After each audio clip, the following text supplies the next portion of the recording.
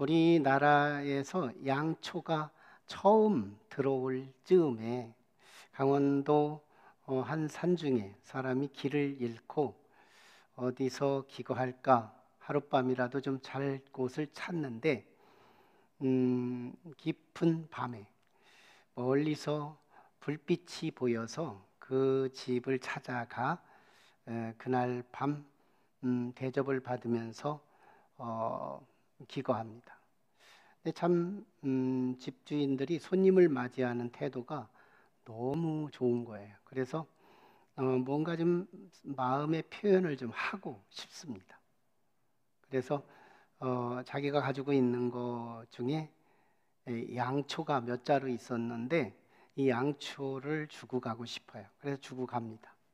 웬 산골에 양초가 처음 미국에서 들어오던 시기였으니까 이게 도대체 뭘까 해가지고 이름난 훈장, 마을 훈장님에게 찾아가요.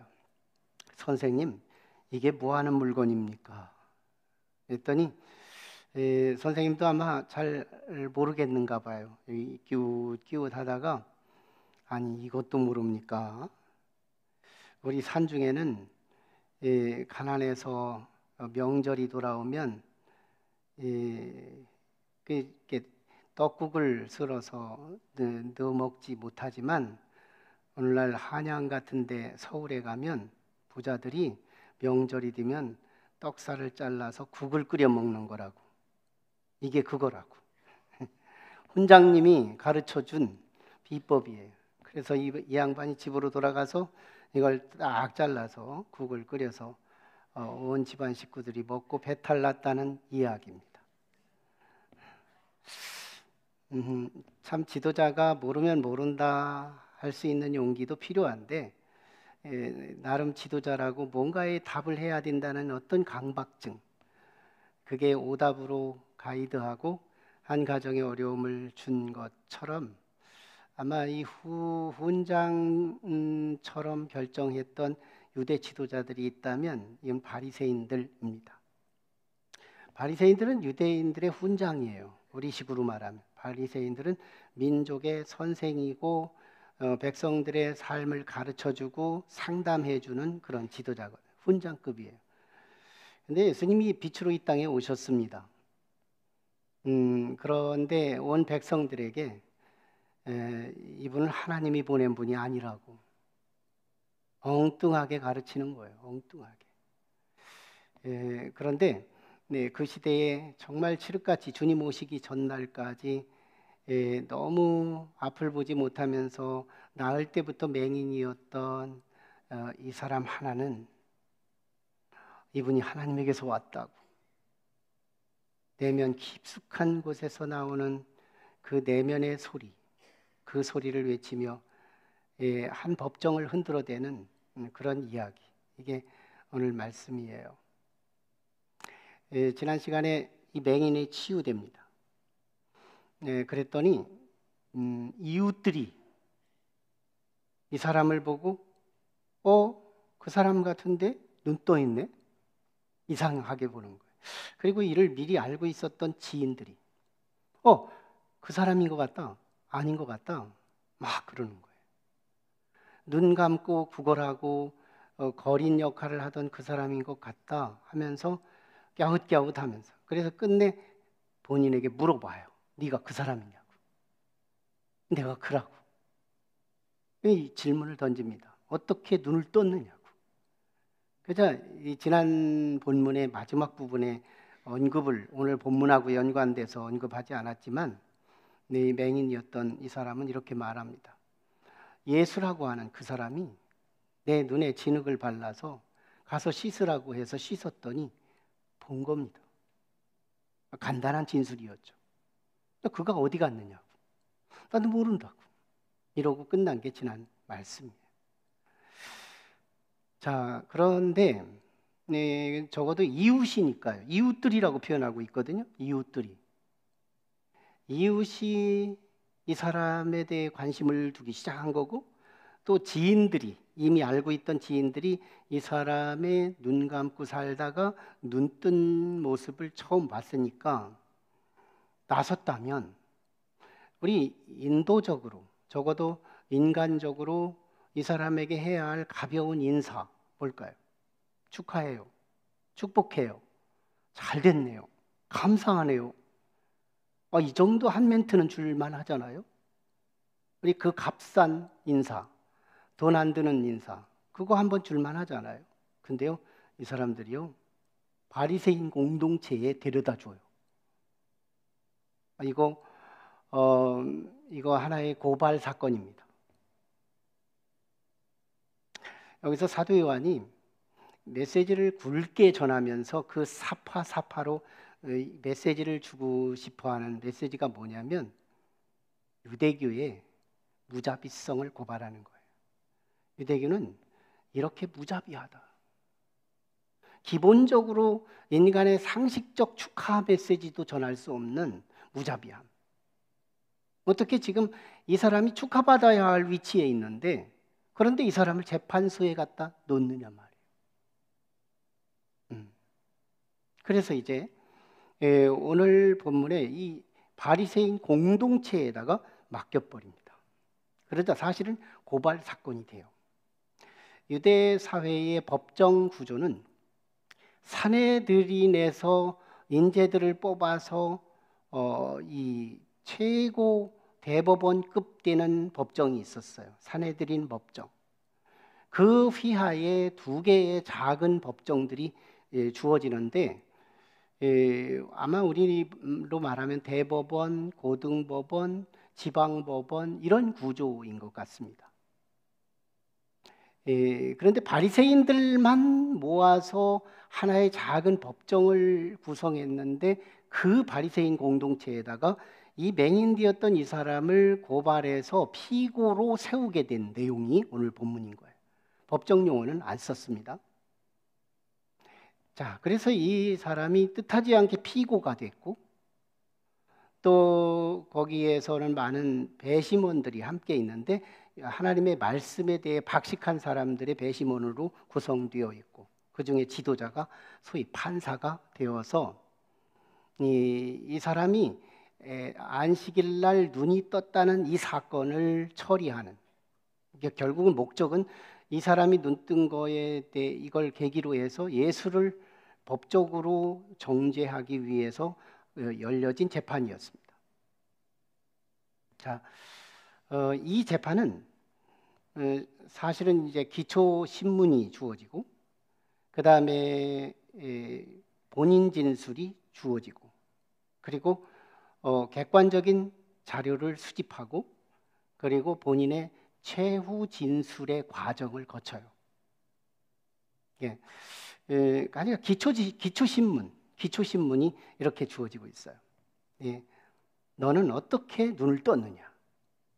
누가 눈을 뜨게 하였느냐? 예, 이런 질문이었습니다. 이때 맹인이었던 이 피고는 이렇게 대답합니다.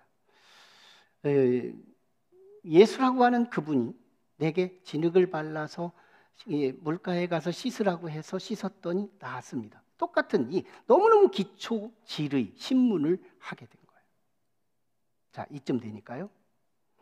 이제 알만한 거예요. 이 사람이 그 사람이 눈 떴고 거린이었던 그 사람, 맹인이었던 그 사람이 눈 떴다는 사실과 예수라고 하는 분이 예수라는 사람이 이 사람을 눈 뜨는데 기여했다는 이 두 가지가 종합 이해를 한 거예요. 이 재판소가. 그러자요, 유대인 배심원들이 둘로 딱 나눕니다. 아직 객관성 유지, 공의성 유지합니다. 아직 감정이 깨지지 않았어요. 이 재판은 아직 모양을 갖추고 있어요. 배심원들의 나누어짐. 한 배심원들, 바리새인들 한쪽에 이렇게 말합니다. 저 사람이 지금 안식일 날 나왔습니다. 안식일 날 눈 떴습니다. 그렇다면 안식일의 법을 어기면서 한 사람을 치유했다면 이는 분명히 하늘에서 온 사람은 아닙니다. 사람들이 그때 당시 하늘에서 왔다고 메시아라고 시대가 기다리던 이 그 역사의 희망이라고 외치던 그런 시대였기 때문에 이 사람을 지목하고 있는 거예요. 잠정적 지목하고 있는 인물이요. 그때 이 법정이 그걸 한번 좀 확실하게 규명하고 싶어서 이 법이 구성된 건데요. 이 사람은 안식일법도 어겼으니, 법 하나를 어겼다는 건 다른 것도 어길 수 있는 사람인데 분명히 죄인입니다. 그런데 죄인이 어떻게 하나님이 보낸 자가 될 수 있어요? 이러면서 바리새인들이 법적 근거를 가지고 예수는 그릇된 거라고 주장해요. 근데 그 중에서 적어도 바리새인 한켠의 배심원들이 이렇게 말합니다. 아무리 그렇더라도 결과를 봅시다. 죄인이 하늘에 아무리 호소한들 하늘에서 듣겠습니까? 죄인의 소리를? 분명히 기적은 결과적으로 나타났고, 그렇다면 예수가 그걸 했다면 예수는 하늘에서 온 게 아닐까요? 하고 의문을 내놓는 거예요. 이때 법정이 술렁이기 시작합니다. 자, 그러자 판사인 이 바리새인 지도자가 이 당사자에게 이렇게 질문해요. 그러면 너를 고쳐준 그 사람에 대해서 너는 어떻게 보느냐?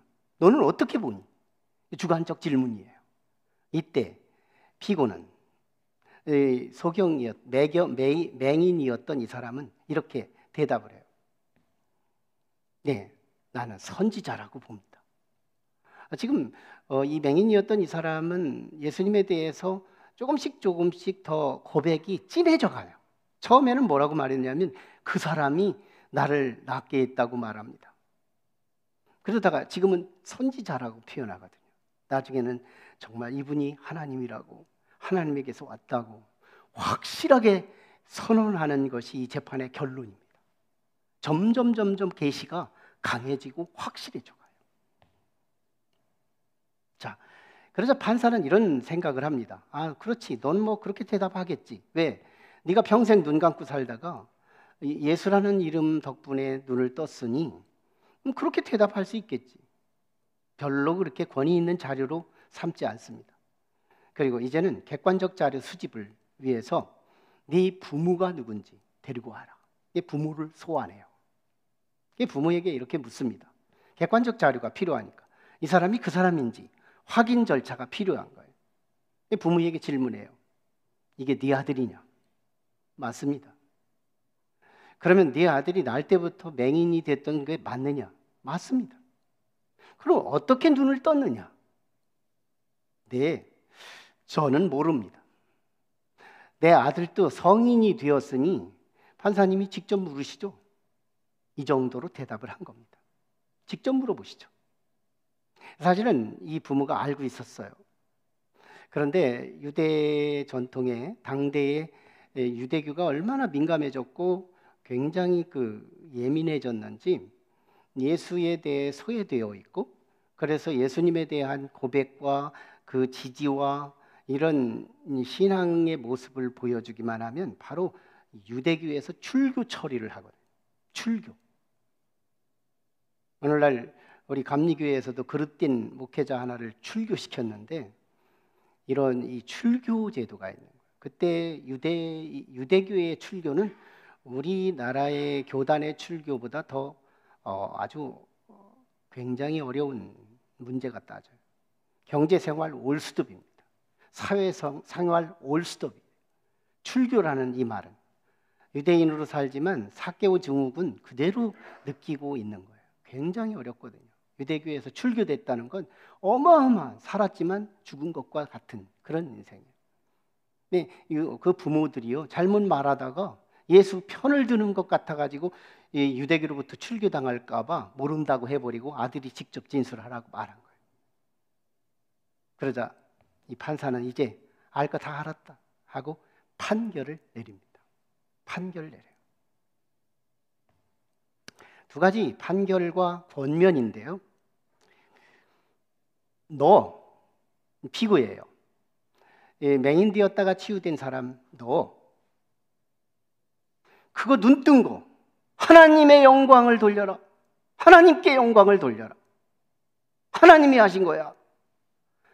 여러분 굉장히 믿음 있어 보이죠? 하나님께 영광 돌려라. 하나님이 하셨어. 그런데 지금 뭔 말하는 거예요? 하나님께 영광을 돌리는 이걸 이용하고 있고 남용하고 있어요. 엄청난 죄의 사건입니다. 하나님께 영광 돌리라고? 왜 영광 돌리라고 했느냐? 예수가 낫게 안 했다는 걸 작업하고 싶어서, 예수가 너의 눈을 뜨게 하지 않았다는 걸 말하고 싶어서, 예수와의 관계를 끊어내고 싶어서 하나님께 영광 돌려라. 저들은 하나님께 영광 따위 아무것도 관심이 없어요. 오직 예수를 잘라내고 예수에게 의존되고 예수를 믿는 이걸 끊어내기 위해서 하나님의 영광을 운운하고 있는 모습이에요. 이런 경우들이 있잖아요. 하나님의 영광, 그건 사실은 영광 아무것도 관심 없으면서 자신의 목적을 달성하기 위해서 영광 돌리라고. 그러면서 마지막 판결 그리고 권면 뭘까요? 우리가 판결해보건대 이 사람은 분명히 죄인이야, 이렇게 확정합니다. 그러자 이 사람이요 마지막 최후 진술을 합니다. 25절에서 최후 진술. 사실은 모든 판결할 때 객관적 이 진술 과정을 보면 최후 진술을 하게, 자기가 고백 마지막 말 하십시오, 사형수한테도 마지막 말을 할 수 있는 기회를 주는 건데 최후 진술을 얘기하게 해요. 이 피고가 이렇게 말합니다. 그 사람이, 그 예수가 죄인인 줄은 나는 모르겠습니다. 죄인인 줄은 나는 모르겠습니다. 그러나 분명한 것은 내가 맹인되었다가 눈을 뜬 그것, 눈을 뜬 이 사실은 분명합니다. 이걸 딱 외치는 거예요. 그러자 이 판사와 유대인들은 막 정신적으로 막 흔들리는 느낌이 있어요. 막 많이 읽어보면 그걸 느낍니다. 판사가 흔들려요. 그러자 이 아주 엉뚱한 질문을 던져요. 원점 질문. 처음에 신문할 때, 기초신문할 때 물었던 그 질문을 다시 원점으로 돌려서 너는 어떻게 눈을 떴느냐? 누가 눈 뜨게 했느냐? 이걸 또 묻는 거예요. 그러자 이 맹인되었던 피고가 이렇게 대답합니다. 아니 왜 또 물어요? 아니 왜 또 물어요? 당신들도 예수 믿으려고 그러세요? 이게 아주 저돌적 공격으로 느껴지는 거예요. 아니 왜 자꾸 물어요? 물었던 거 옛날에 내가 다 대답했던 거잖아요. 왜 또 물어요? 믿고 싶으세요? 제자가 되고 싶으세요? 그러자요 판사가 그 신성한 법정에서 욕을 쏟아내요. 무슨 욕했는지 몰라. 아무튼 욕이라는 표현까지 쓰고 있어요. 욕을 막 쏟아내요. 그러면서 홧김에 무의식적 하나님의 예언을 합니다. 너는 예수의 제자지만 우리는 모세의 제자야. 딱 갈라버리는 거예요. 판결의 결론입니다. 너는 예수의 제자지만 우리 모두는 모세의 제자야. 모세의 제자 모양만 갖춘 것뿐이지 실제 모세가 와도 이들을 진노할 대상자들이죠. 벌써 무의식적으로 벌써 갈라내요. 실제는 우리는 모세는 하나님께서 말씀하셔서 우리에게 말했지만 실제는 예수는 어디서 왔는지 우리는 모른다 하고 이 판정이 끝나요. 그러자 이 맹인되었던 피고가요 신앙의 고백과 간증을 아우러서 어마어마한 저돌적인 고백을 막 마지막 쏟아내고 재판이 끝나요. 30절 33절의 내용인데 그걸 구어체로 이렇게 표현할 필요가 있는데요. 이상합니다, 여러분. 이상합니다. 이상하다. 분명히 내가 눈을 떴고 그분 때문에 내가 눈을 떴다면 그런데 어째서 당신들은 그분이 하나님에게서 오지 않았다고 말합니까? 역사적으로 내가 볼 때 성경의 역사적으로 내가 들어서 공부한 바에 따르면 성경에 죄인들이 하늘에 외쳤다고 해서 하나님이 죄인의 소리를 듣는 것은 없었지만 의인의 소리는 듣는다는 것을 나는 알고 있습니다. 창세 이후에 맹인이 눈 떴다고 하는 기사를 본 적이 있습니까? 창세 이후에 눈 뜬 사람은 오직 나 하나뿐입니다. 그 고유한 체험, 하나님을 그 깊이 체험했던 내가 지금 여기 눈 떠 있는데 당신들은 왜 원점의 대화만 하고 있는 겁니까? 이상합니다. 이상하지 않겠어요? 일대 다수. 이 법정은 일대 다수예요. 조금 유대인들이 잠시 흔들려서 저가 분명히 이적을 행했다면 분명히 하늘에서 왔는지 모른다, 이 정도 의문표는 던졌지만 좀 잠시 후에 다시 봉합되고 말거든요. 그런데 맹인이었던 이 사람, 이 피고 하나만큼은 끝까지 일관되게 예수님의 편에 서서 외치기 시작하는 거예요.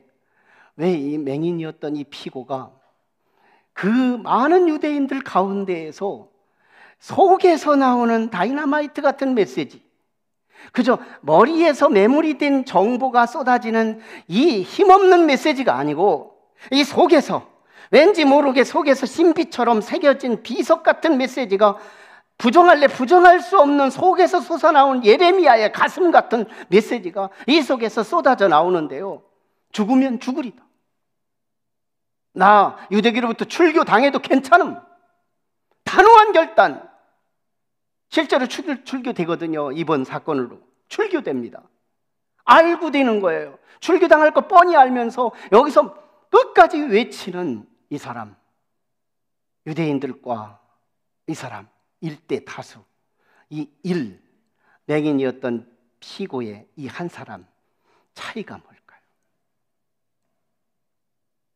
여러분, 체험 신앙. 우리는 머리에 메모리된 신앙이 아니라 가슴에 새겨진 신앙, 이게 체험 신앙입니다. 체험 신앙의 파워는 세상 사람이 다 부정해도 나 하나는 외칠 수 있는 거예요.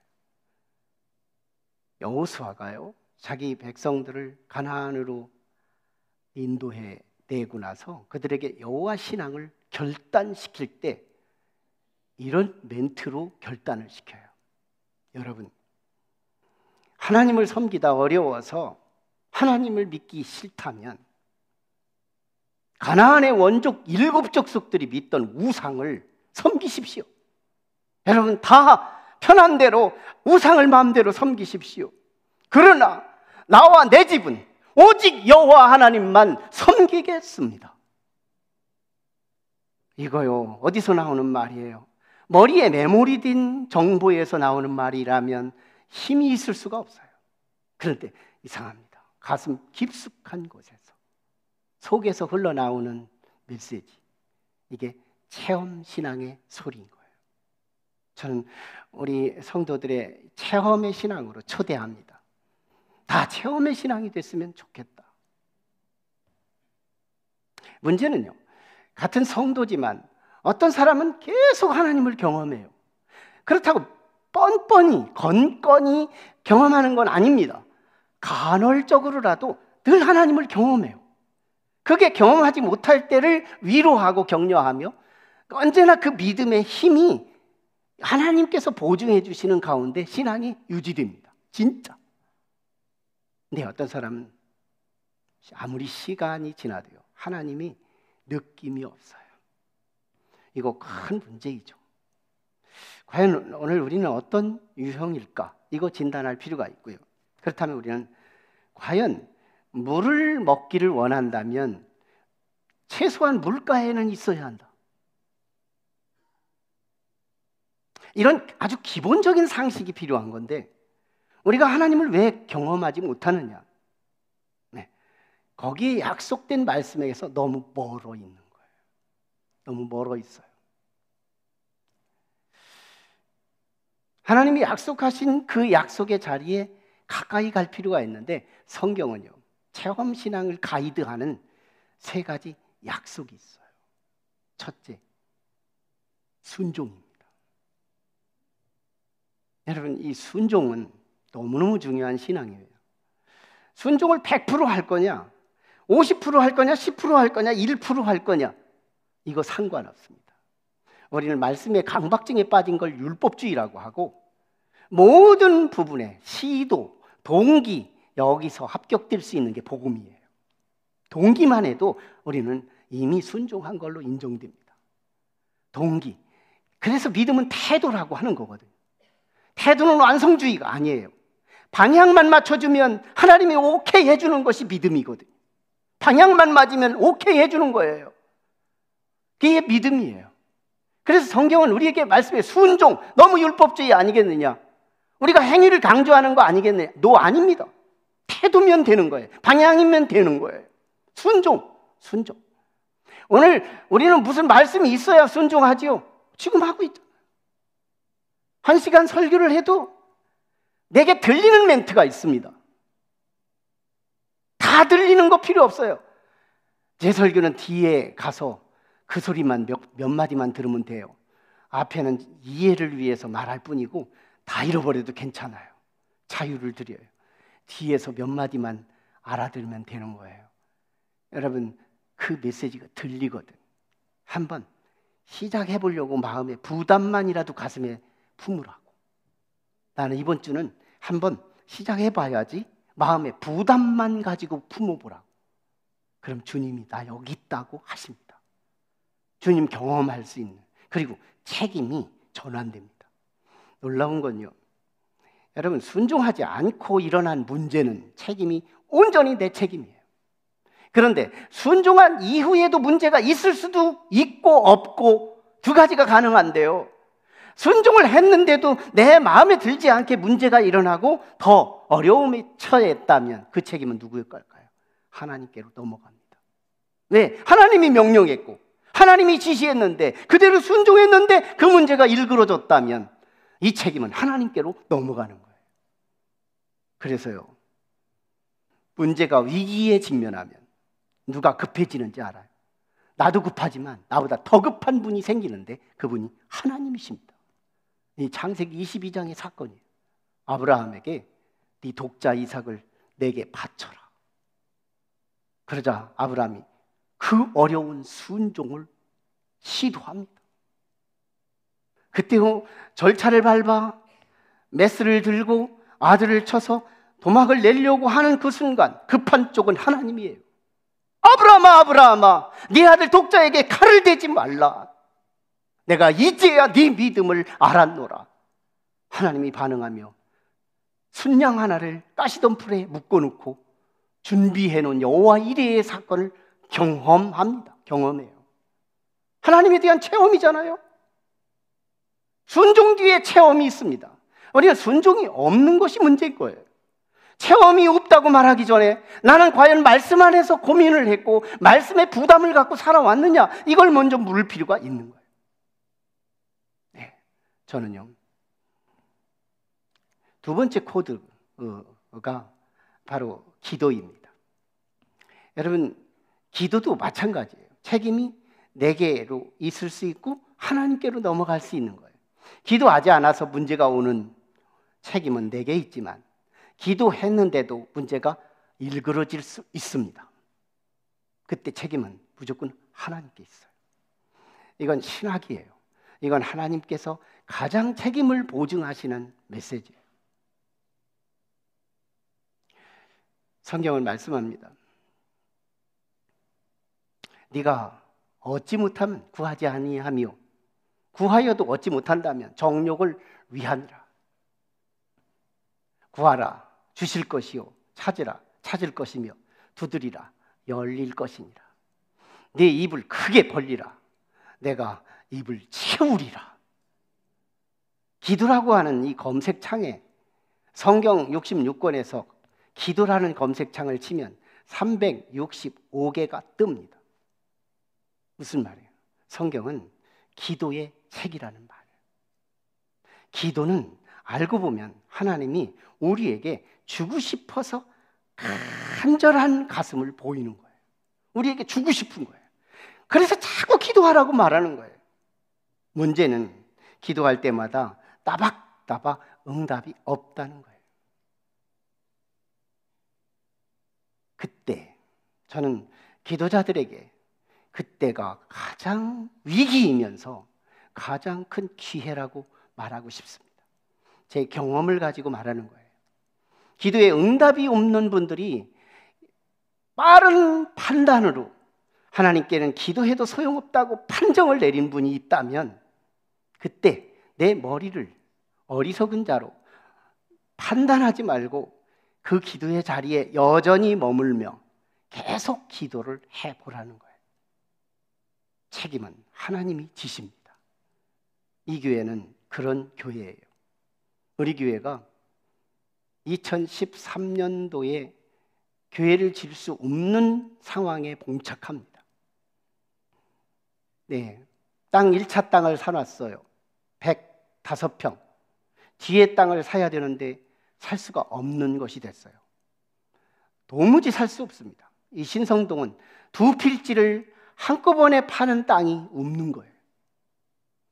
그때 당시 여기는 그린벨트였습니다. 개발 제한 구역. 그래서 우리는 그 마지막 땅을 3억 5천짜리를 9억을 주고 사서 건축 기간을 약 5년, 7년 정도 뒤로 딜레이 하더라도 땅 확보가 중요하다고 생각하고 9억을 불렀습니다. 근데 땅 주인은 우리가 돈이 있어 보였던 것 같습니다. 제가 돈이 있어 보이나요? 그래서 우리 건축위원회 위원을 구성하고 어떡할까 논의했더니 이거 내놓읍시다. 건축하지 맙시다. 여기까지 나왔어요. 그리고도 중보기도팀을 통해 제 입을 통해 계속 기도합니다. 그래도 건축하게 해주세요. 그래도 건축하게 해주세요. 그러자 2014년도 이곳이 그린벨트가 풀린 지 6개월, 땅 주인도 모르고 있었음. 여기가 다시 섭외가 된 겁니다. 그때 120평 교회가 우리의 계획이었고 여기는 700평이 넘는 교회를 짓게 된 겁니다. 최소 7배 가까운 크기. 내 계획은 1배라면 하나님의 계획은 7배 크기를 결정합니다. 전혀 불가능한 건축의 닫힘. 그런데 우리는 여전히 미련 때문에 기도를 쉬지 않았습니다. 저는 지난 지방부흥회를 하면서 전단지, 브로셔를 만들어서 이동원 목사님 사진을 삽입하고 그러고 많은 사람에게 홍보하면서 1월 달에 제가 서산 동지방에 부흥회를 갈 때 브로셔를 만들어서 했던 게 기억나는 거예요. 하나님, 나 한 번만 써먹고 말 거예요? 나 간헐적으로라도 강사로 쓸 수 있어야 되지 않겠어요? 내가 말씀 전하는 현장이 있어야 되지 않겠어요? 그러고 일 가리다가 그 다음 날 새벽에 저 자리에서 하나님께 기도했습니다. 하나님, 내 말씀이 필요한 곳이 있게 해주옵소서. 기도 같지 않은 푸념 비슷하게 하나님께 내놓았어요. 그날 저녁쯤이었습니다. 청양 지방에서, 우리 같은 연애예요. 청양 지방에서 저한테 전화가 온 거예요. 목사님, 10월 20일부터 23일까지 우리 지방 30개 교회 연합 부흥성회에 목사님을 강사로 초빙합니다. 할렐루야. 여러분, 이게 전날 기도하고 이번 그 다음 날 응답이 왔다는 게, 이게 들은 당사자는 얼마나 깊은 체험이고 얼마나 전율스러운 사건인지 몰라요. 하나님 기가 밝으십니다. 기도 응답이 없다고 속단할 것도 아닙니다. 나는 기도의 신학을 가지고, 기도는 분명히 살아있고 하나님은 분명히 귀를 들고 들으시기에, 내가 볼 때 문이 닫혔어도, 내가 볼 때 망가진 현장이라도 나는 기도의 사람으로서 존재합니다라고 무식하게 기도의 자리를 지킬 수 있다면, 하나님은 창조자이세요. 내가 다진 그 자리가 아니라 그 자리 위에서 놀라운 새로운 창조의 역사를 써가실 그 하나님까지 닫아놓는다면 우리의 미래는 있을까요? 기도는 신학이 필요해요. 일희일비하는 어부가 물고기 잡는 그런 식이 아니에요. 기도는 신학이 필요해요. 나는 믿기에 기도하는 거예요. 하나님의 백성이기에 기도하는 겁니다. 세 번째는요, 소속이에요. 맹인은요, 예수님께 소속이 됐습니다. 초지 일관 끝까지 예수는 하늘에서 온 겁니다. 예수는 하나님의 아들입니다. 계속해서 변함없이 예수님 편을 들고 있는 맹인. 소속이요. 끝까지 주님 편을 드는 거예요. 나를 눈뜨게 했다는 이 감격, 이 체험, 거기에 뿌리를 두고 이 속에서 흘러나오는 이 나지막한 외마디이지만 이 속에 어마어마한 힘을 동반한 이 사람의 외침, 이 간증, 이 고백 살아있는 거예요. 예. 그래서 출교되지만요, 35절에 가면 다음 주 본문 첫 번째 줄이지만 예수님이 이 사람을 찾아옵니다. 자기가 목표한 것은 캔슬되었지만 예수님이 찾아오는 사람, 하나님이 찾아오는 사람, 그 사람이 경험할 수 있지 않겠어요? 내 문제를 어찌 알고, 나의 문제를 어찌 알고, 하나님이 알고 찾아오시는 분, 하나님이 찾아오시는 거예요. 예수님이 찾아오시는 거예요. 이 맹인을 찾아옵니다. 출기된 거 알고, 얼마나 그 속이 고달픈지를 알고, 그 형편이 얼마나 어려운지를 알고 하나님이 찾아오시는 사람, 아무리 SOS를 쳐도 누구도 찾아오지 않는 외로운 인생들이 많은데 이 맹인은요, 눈 뜬 것만도 영광인데 주님이 찾아옵니다. 찾아와요. 아브라함이 조카 롯과 평화를 위해 이별을 하지만 외롭고 고적한 아브라함에게 창세기 15장에서 하나님이 아브라함을 찾아옵니다. 당신에게 소속된 사람, 당신에게 순종하는 사람, 당신에게 기도하는 사람, 하나님은 문제를 크고 작을 때마다 하나님이 찾아오시는 거예요. 머리에 메모리는 신앙은 상황과 여건에 따라 손해보면 언제나 내 위치를 바꾸지만 가슴에 새겨진 신앙, 체험의 믿음은 세상 사람 다 부정해도 나 하나는 주님을 외친다는 거예요. 이 어마어마한 체험의 신앙에 순종, 기도, 소속, 이걸 우리 가슴에 깊게 새겨서 우물가에서 물을 찾아야 지혜로운 것처럼 순종과 기도와 소속에서 하나님을 경험하려고 해야 경험하는 것처럼 우리의 이 믿음이 하나님을 경험해 모든 사람 부정해도 나 하나만큼은 하나님을 외치며 끝까지 말씀을 전하는 저와 여러분이 되기를 축원합니다. 우리 같이 기도하시죠. 함께 같이 기도할 때 하나님,